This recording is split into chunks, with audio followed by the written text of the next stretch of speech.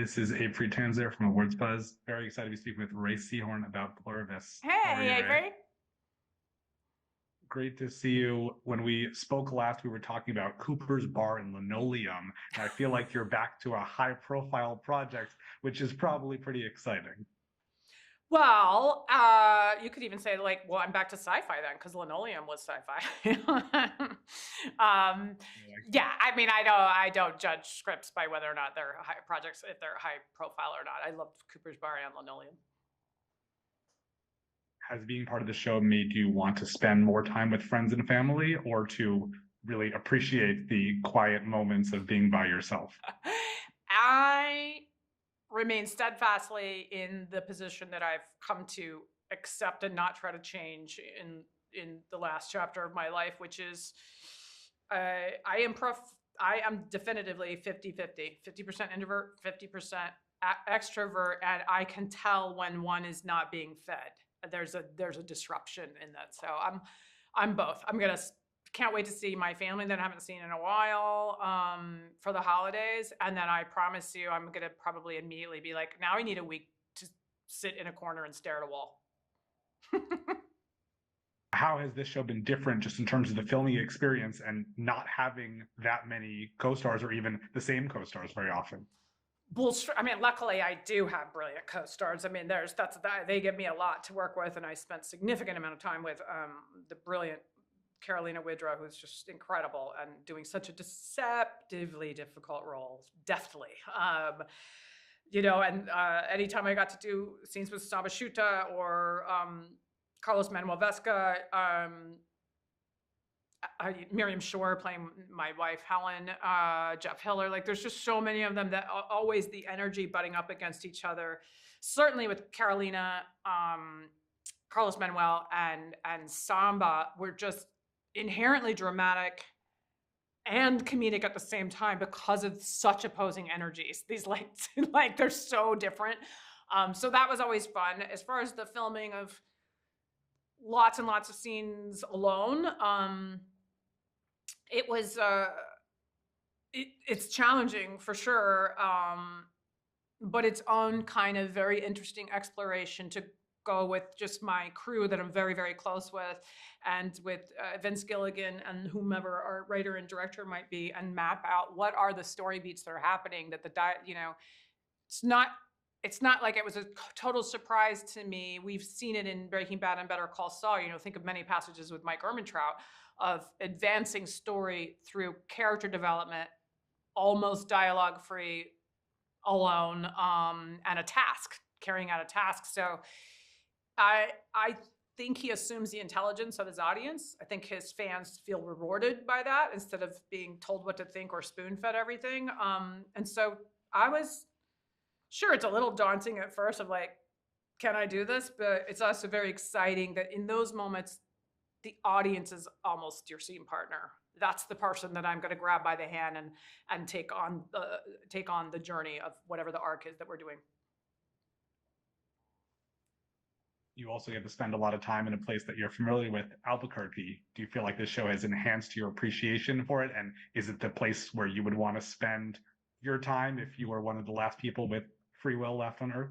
I love shooting in Albuquerque. It's gorgeous, and they're so inviting. The community of people there, the New Mexico Film Commission, they make it.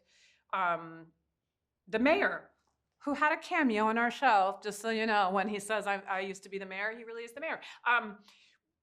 Very inviting, logistically accommodating, and then the community of people there when you're out and about eating lunch or whatever. It's just very, very welcoming. I love filming there. It's really nice. Well, after watching you play Chris on Cooper's Bar, I feel like Carol is almost a delight in comparison. How do you feel about her? Do you like her? Is she someone you want to spend time with? Chris or Carol? Carol. I love Carol because I love Carol, but would I want to hang out with her?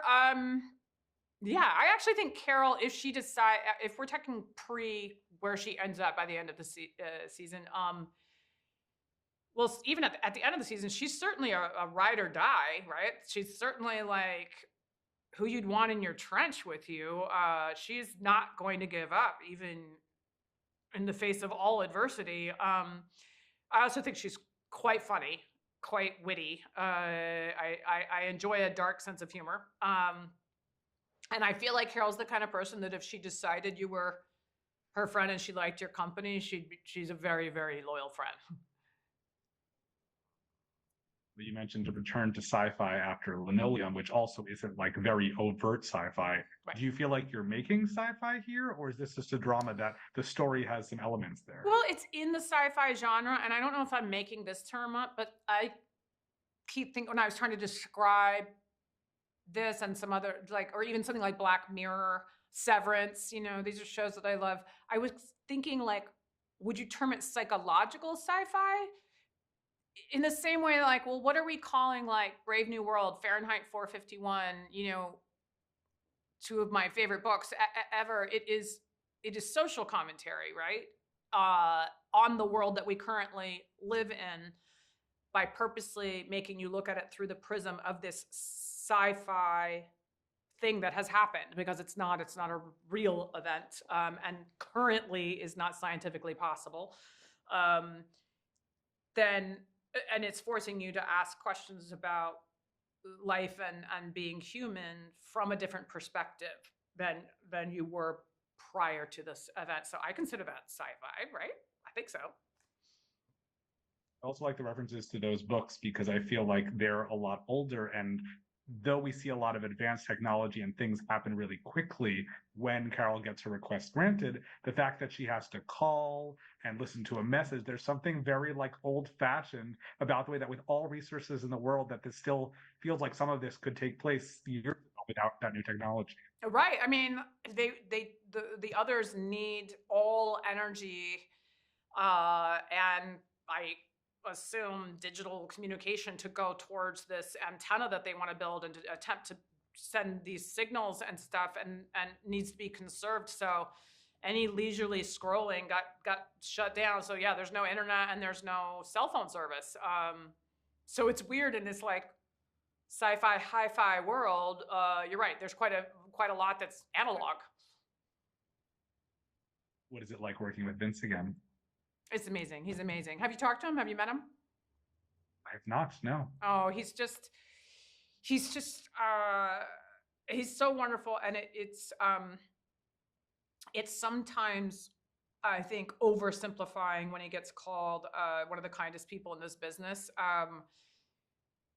But he is a very, very generous, very, very smart, very, very talented person who wants to collaborate, believes this is a collaborative art form, and truly believes that you're capable of great things. If you are invited to the circus, he believes in you more than you do some days, instead of the mentality of, I feel like a lot of times in life we find ourselves in positions where people are shooting at your feet to see how fast you can dance, or you feel you're in a position where I'm trying to prove that I belong here.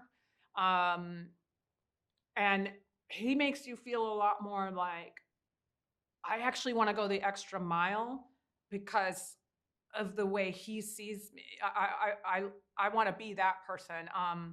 And he also demands a certain amount of civility and collaboration. Sure, there's debates, but it's civil and with respect and without character assassination and without an unsafe feeling. And he's been that way his whole career, not as in response to any kind of, pressure. And I really appreciate that.